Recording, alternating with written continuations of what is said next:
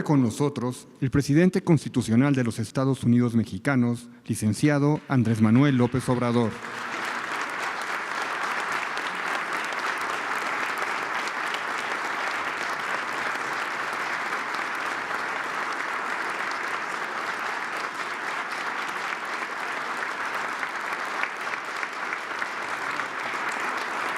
Damos la bienvenida a las autoridades que nos acompañan, embajadores y cónsules, así como a los medios de comunicación y todas las personas alrededor del mundo que nos ven a través de las redes sociales. Preside este evento, 31 Reunión de Embajadores y Cónsules de México, el presidente constitucional de los Estados Unidos mexicanos, licenciado Andrés Manuel López Obrador.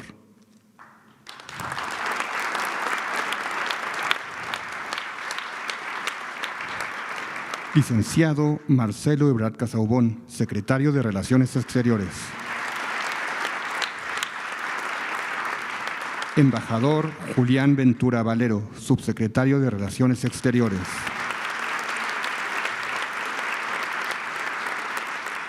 Doctor Jesús Seade Curi, subsecretario para América del Norte. Maestro Maximiliano Reyes Zúñiga, subsecretario para América Latina y el Caribe. Maestra Marta Delgado Peralta, subsecretaria de Asuntos Multilaterales y Derechos Humanos. A continuación, tiene la palabra el licenciado Marcelo Ebrard Casaubon, subsecretario de Relaciones Exteriores. Con su permiso, señor presidente, en primer lugar, muchas gracias por recibirnos en Palacio Nacional. Todas y todos estimamos mucho esta oportunidad de convivir con usted y, sobre todo, tener claras cuáles son las preocupaciones y prioridades para la política exterior en el 2020. En la mañana tuvimos ya, como es de su conocimiento, la sesión inaugural de esta reunión, que es la 31ª, y ahí tuvimos oportunidad de compartir algunas de las prioridades que usted nos ha marcado para este año, especialmente lo que tiene que ver con contribuir para la seguridad y la paz en México. Lo que esperamos ahora en los diálogos, en las negociaciones, no solo con los Estados Unidos, sino con otros países del mundo. También hicimos mención de la encomienda de hacer valer la voz de México, sus posiciones y la protección de las y los mexicanos en todo el mundo, desde Jordania o África hasta Chicago, Los Ángeles o El Paso. Tuvimos también oportunidad de conversar brevemente con ya los secretarios de Gobernación, la secretaria de Gobernación y los secretarios de Marina, de la Defensa Nacional, el comandante de la Guardia Nacional, que ya nos compartieron cuáles son los planes este año y cómo piensan avanzar en esa encomienda y esa preocupación que usted tiene. De manera, presidente, que no me extendería yo porque venimos a escucharlo a usted, por supuesto, pero sí quisimos manifestarle y hacerle patente nuestro agradecimiento. Solo diría para terminar que les decía yo en la mañana que somos optimistas respecto al 2020. Siempre hay que ser optimistas. ¿Pero por qué somos optimistas en este año? Si todo se ve tan difícil, o cuando menos una buena parte. Las malas noticias que hemos escuchado de algunas partes del mundo, el aumento de conflictos, guerras comerciales, incertidumbre, en fin. ¿Por qué podemos y debemos ser optimistas? Y yo hacía una reflexión que brevemente repito, que es: México tiene una democracia consolidada y respetada en el mundo como pocas.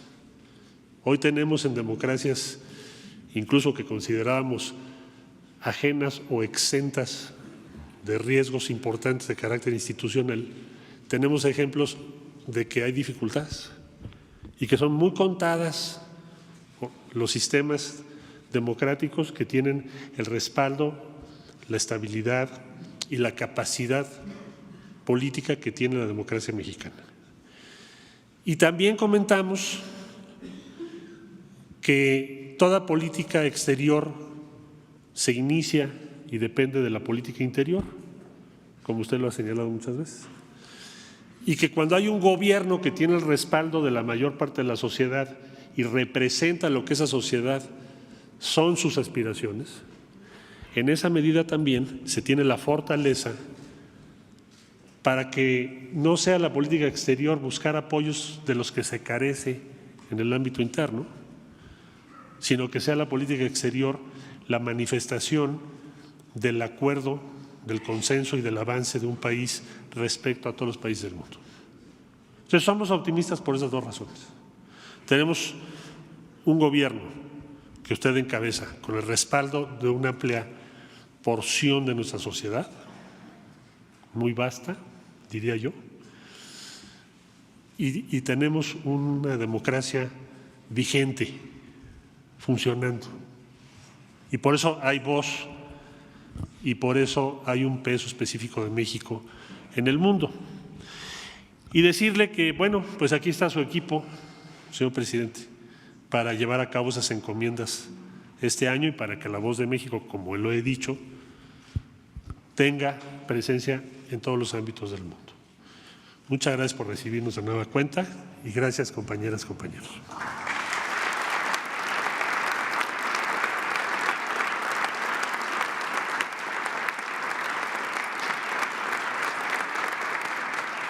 Damas y caballeros, escuchemos el mensaje que nos dirige el presidente de los Estados Unidos mexicanos, licenciado Andrés Manuel López Obrador. Amigas, amigos, cónsules, embajadores de México en los distintos países del mundo, nos da mucho gusto estar con ustedes en esta reunión tradicional, porque se celebra a principios de año.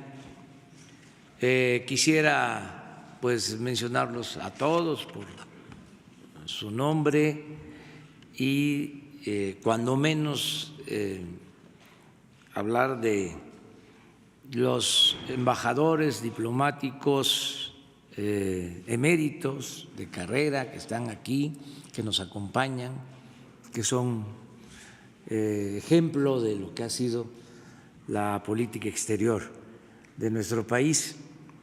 Pero a lo mejor con mencionar a uno de ustedes se sienten representados. Les propongo que mencione yo aquí a Bernardo Seguro, que está aquí. Bernardo Sepúlveda.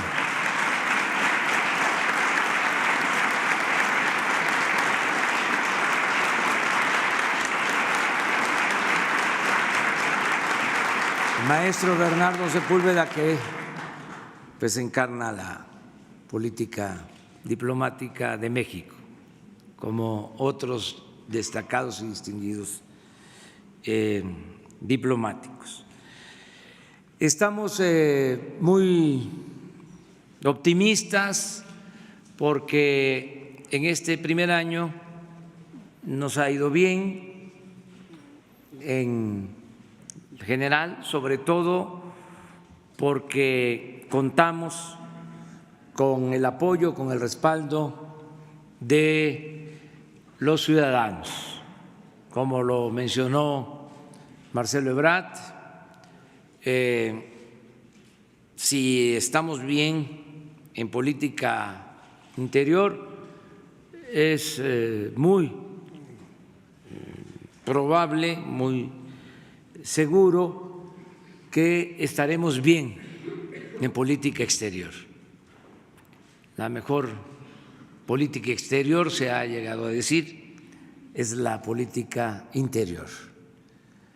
Y estamos bien en el apoyo, el reconocimiento de los ciudadanos, porque se ha definido con mucha claridad cuál es la nueva política que se aplica en el país. El propósito de desterrar la corrupción como un distintivo del nuevo gobierno, el no permitir la corrupción en el país. Eso ha ayudado mucho a demostrar que hay un cambio. Lamentablemente había mucha corrupción tolerada en el país y se pensaba o se llegó a decir que la corrupción era parte de la cultura del pueblo de México, algo absurdo, porque en nuestro pueblo hay una gran reserva de valores culturales, morales, espirituales. La corrupción no se da de abajo hacia arriba. La corrupción se permite, se fomenta de arriba hacia abajo. Si el gobernante del más alto nivel tiene un recto proceder y no permite la corrupción, ese ejemplo permea y ayuda en la moralización de la vida pública. Esto ha sido muy importante y hemos acompañado esta política de cero corrupción con algo que es complementario, el no permitir la impunidad. Las dos cosas. Nos ha ayudado mucho porque el gobierno tiene autoridad moral y si se tiene autoridad moral, se tiene autoridad política. No solo ayuda en nuestro país. Ustedes que nos representan en el mundo seguramente ya están notando, percibiendo que en este aspecto está cambiando la imagen de nuestro país en el mundo. Y esto es muy bueno. Y nos ayuda no solo por razones de índole moral, esta política también nos ayuda porque ahorramos y se liberan muchos fondos para el desarrollo. Cuando hay corrupción, no alcanza el presupuesto. Cuando no hay corrupción, el presupuesto rinde. Y lo que estamos ahora demostrando es que sin corrupción y con un gobierno austero se pueden liberar fondos para el desarrollo. Y no hace falta aumentar impuestos ni aumentar el precio de los energéticos, ni endeudar al país. Se puede financiar el desarrollo si no hay corrupción y si no hay lujos en el gobierno. Esto ha quedado de manifiesto. Yo les pongo el ejemplo de que en el último año del sexenio pasado, la Presidencia de la República ejerció un presupuesto de 3.600 millones de pesos. El año pasado nosotros ejercimos 800 millones, un ahorro del 75%. Y no tuvimos problemas para conducir el gobierno y llevar a cabo nuestras tareas de ejecutar las acciones del gobierno. Esto ha ayudado y ha permitido liberar fondos, repito, para el desarrollo y de manera especial financiar los programas de bienestar. Se están dispersando recursos para la mayoría de los mexicanos como nunca. Un poco más de un año, en estos 13 meses, puede probarse que en la mitad de los hogares del país, la mitad de las familias de México están recibiendo, cuando menos, un programa de bienestar. Y lo más importante es que en el 97% de los hogares de comunidades indígenas, donde viven los más pobres de México, el 97% están recibiendo un programa de bienestar. Estamos invirtiendo, porque esto no es un gasto, alrededor de 300,000 millones de pesos. Es un timbre de orgullo poder decir que todos los adultos mayores de México tienen una pensión. 8 millones de adultos mayores, 2,600 pesos bimestrales, 1 millón de niñas y niños pobres con discapacidad reciben también una pensión del mismo monto. Estamos otorgando 11 millones de becas a estudiantes pobres para preescolar, primaria, secundaria. Todos los estudiantes de preparatoria, de escuelas públicas, todos tienen beca. Y se están otorgando becas a 300,000 estudiantes de nivel superior. Es como si se tuviese a todos los alumnos de la UNAM, 300,000, con becas de 2,400 pesos mensuales. Y así otros programas.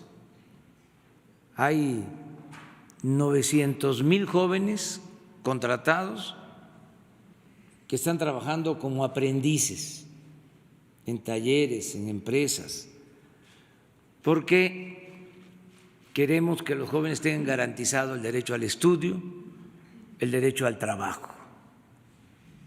Anteriormente solo se les llamaba ninis, se acuñó esa frase, pero nunca se hizo nada por los jóvenes. Y en buena medida el problema de la inseguridad y de la violencia se debe al abandono de los jóvenes. Se produjo en el periodo neoliberal mucha desintegración de las familias, se abandonó a los jóvenes, se abandonó el campo,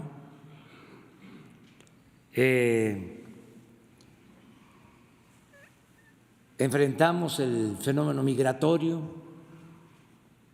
que es como una paradoja, porque se fueron muchos mexicanos en este periodo, de el 83 a la fecha, en estos últimos 36 años, se fueron a buscarse la vida, sobre todo a Estados Unidos, dejaron a sus familias, se agravaron los problemas sociales, el abandono de las familias, la desintegración de las familias. Y ahora los migrantes están enviando a sus familiares en el país. Este año alrededor de 36,000 millones de dólares. Esas remesas son la principal fuente de ingresos que tiene nuestro país. Por eso hablaba yo de esta paradoja. Aún con todo esto que aportan nuestros paisanos, que son como héroes vivientes, aún con esa aportación que significan las remesas, nosotros no queremos que se tengan que ir los mexicanos por necesidad a buscarse la vida a Estados Unidos. Queremos que el mexicano pueda trabajar y ser feliz donde nació, donde están sus familiares, donde están sus costumbres, sus culturas. Por eso estamos invirtiendo en el campo, impulsando la creación de empleos. Hay un programa que es extraordinario, consiste en sembrar árboles frutales, maderables. Se llama el programa Sembrando Vida. Yo siempre he sostenido que el campo es la fábrica más importante del país, porque tenemos todo, tenemos las tierras, hay agua, tenemos la experiencia que viene de lejos, de siglos, en el cultivo de la tierra. Entonces, estamos regresando al campo y este programa consiste en darle trabajo a ejidatarios, pequeños propietarios, comuneros, y se les da un apoyo, un jornal para que cultiven su tierra. El año pasado se avanzó en 500,000 hectáreas y se le dio trabajo, no temporal, sino permanente, a 220,000 sembradores. Este año se amplía, vamos a llegar a 1,000,000 de hectáreas y se va a dar trabajo a más de 400,000 sembradores, campesinos. Con esto se generan empleos, se atempera el fenómeno migratorio, se reforesta nuestro país, se producen alimentos, se produce madera, alimentos y madera que importamos, teniendo la posibilidad de producir en México tanto los alimentos como las materias primas.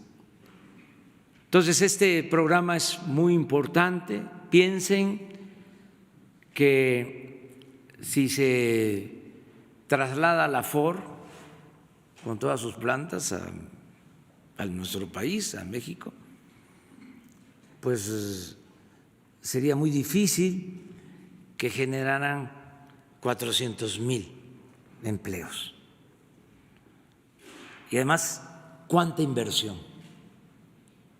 El programa Sembrando Vida este año tiene un presupuesto de 26,000 millones de pesos. Con eso se da trabajo a más de 400,000 mexicanos, campesinos. Estos programas son también bien recibidos por la gente porque nos van a ir ayudando a enfrentar el grave problema de la inseguridad y de la violencia. Se olvidó por mucho tiempo que la paz y la tranquilidad son frutos de la justicia y se quería resolver el problema solo con el uso de la fuerza. No se puede enfrentar la violencia con la violencia. En otras partes, eso es lo que prevalece, esa es la mentalidad predominante. Todo quererlo hacer con el uso de la fuerza. Nosotros tenemos una concepción distinta. Pensamos que si hay empleo, hay bienestar, si se atiende a los jóvenes, vamos a poder serenar al país. Eso es lo básico.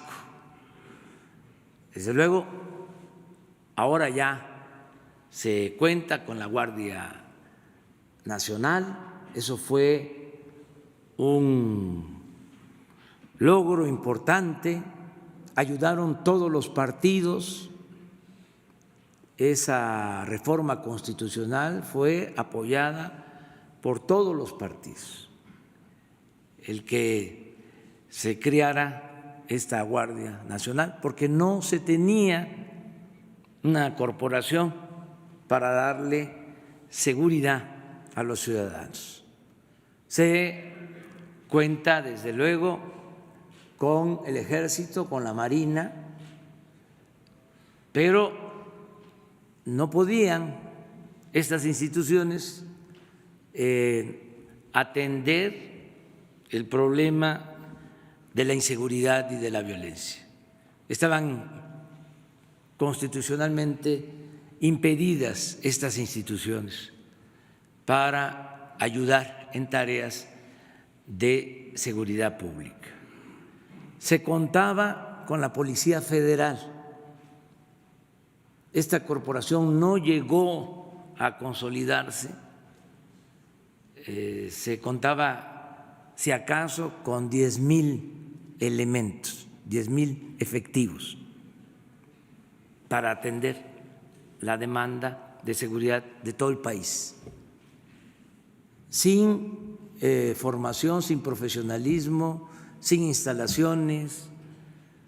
Ahora ya la Guardia Nacional tiene 70,000 elementos y está ya desplegada en 150 coordinaciones territoriales y va a llegar a tener 140,000 elementos y se va a desplegar en 260 coordinaciones territoriales. Y se está actuando con mucha responsabilidad, de manera estricta, para que todos los elementos de la Guardia Nacional tengan la preparación suficiente y que al mismo tiempo se respeten los derechos humanos, que haya un uso adecuado, correcto, del uso de la fuerza. Entonces ya vamos avanzando, eso también es importante. Es importante para enfrentar este que es el principal problema que tenemos. Es importante el que desarrollemos más tareas de inteligencia, desarrollar más la labor de inteligencia para usar menos la fuerza, más inteligencia, menos fuerza. Y algo que es fundamental, el poder mantener siempre la frontera entre autoridad y delincuencia. Si no hay esa separación, no se puede garantizar la paz y la tranquilidad. No puede haber contubernio entre autoridades y delincuencia. Eso es lo peor, es lo más grave, eso es terrible. porque entonces los que gobiernan son los delincuentes. Tenemos por eso que cuidar la independencia, que no haya mezcla, que no haya asociación delictuosa entre autoridades y delincuencia. Vamos avanzando en política interna y hemos también avanzado en política exterior en este año. Yo creo que nos ha ayudado mucho el ajustarnos, apegarnos a el principio o las bases de política exterior que establece nuestra Constitución. La clave está en apegarnos a lo que está escrito en el artículo 89 de la Constitución. No sé si otros países han logrado, porque esto es producto de los procesos históricos de cada país. No sé si tengan la dicha, la virtud y la suerte de contar con este párrafo que norma el comportamiento para nuestra política exterior. Es magistral, es lo más acertado que puede haber. La no intervención, la autodeterminación de los pueblos, la cooperación para el desarrollo, la solución pacífica de las controversias, el respeto a los derechos humanos, en fin, apegarnos a eso. Y esto nos ha ayudado a resolver conflictos y avanzar. Todo esto complementado con lo que establece, por ejemplo, el artículo 11 de la Constitución en cuanto al derecho de asilo. Lo hicimos valer hace poco y aquí quiero aprovechar para hacer un reconocimiento a nuestra embajadora María Teresa Mercado Pérez.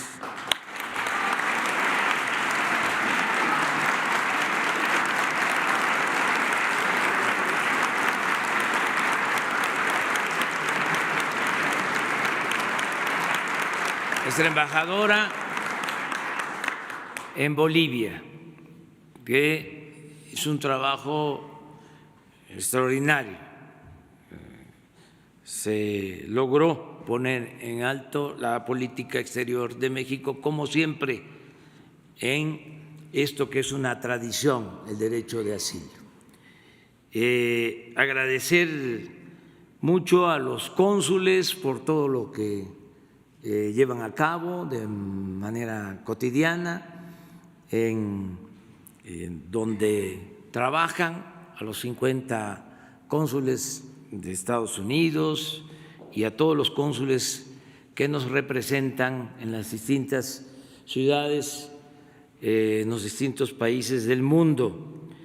Quiero agradecer mucho a la embajadora de México en Washington, Marta Elena Bárcena, por su labor, por su trabajo.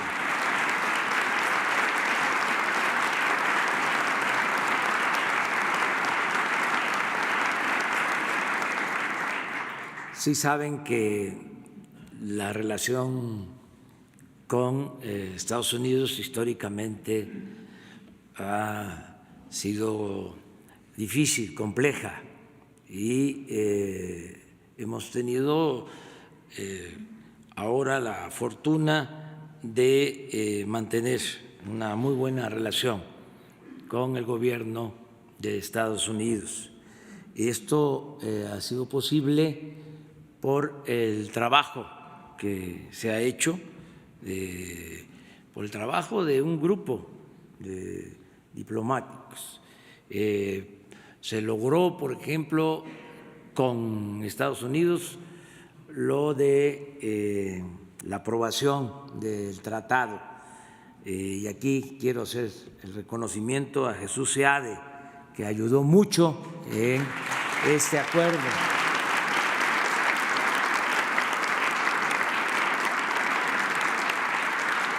Y toda la negociación que algún día va a escribir lo sucedido, la memoria sobre este acuerdo, que pasó, como todas las negociaciones, por momentos de mucha tensión, pero se logró al final un buen acuerdo. Considero bueno para Canadá, bueno para Estados Unidos y bueno para México.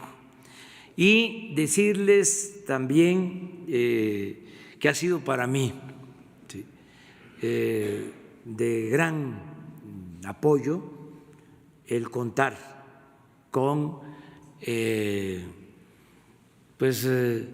trabajo, la conducción en política exterior de Marcelo Ebrard.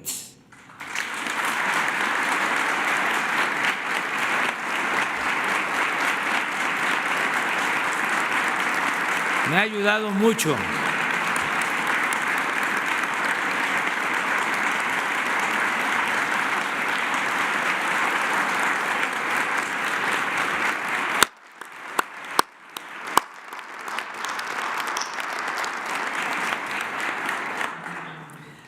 Ya ven que no me gusta viajar mucho, pues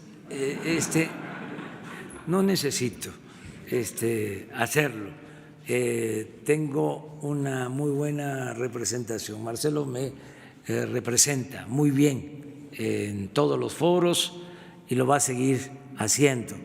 Y a ustedes pues agradecerles de todo corazón lo que hacen, su trabajo profesional. Es un equipo de primer orden, todo lo que tiene que ver con el servicio exterior es de las disciplinas mejor conservadas, es de las tareas más bien cumplidas en lo profesional, todo lo que es el trabajo de nuestros diplomáticos. Nuestra política exterior es ejemplar, es algo reconocido en todas partes. Ya de nuevo empiezan a hablar de que México, como se decía antes, es el hermano mayor en el caso de la América Latina y del Caribe.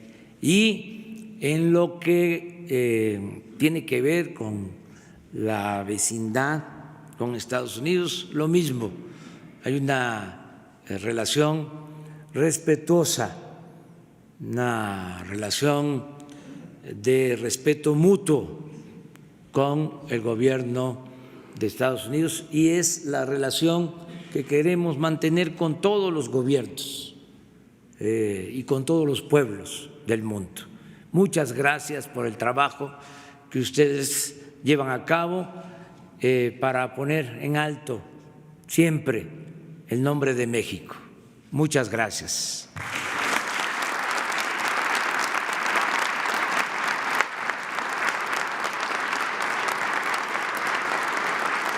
A continuación, solicitamos a los presentes mantenerse de pie para entonar nuestro himno nacional mexicano.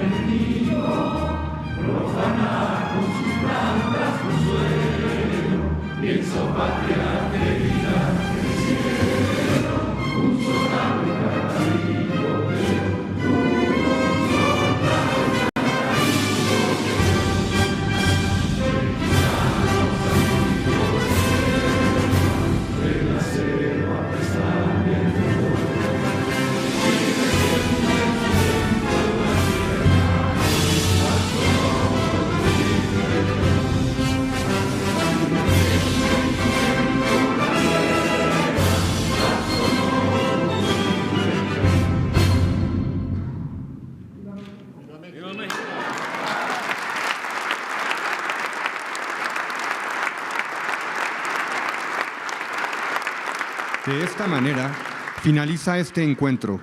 Se despide de ustedes el presidente constitucional de los Estados Unidos mexicanos, licenciado Andrés Manuel López Obrador.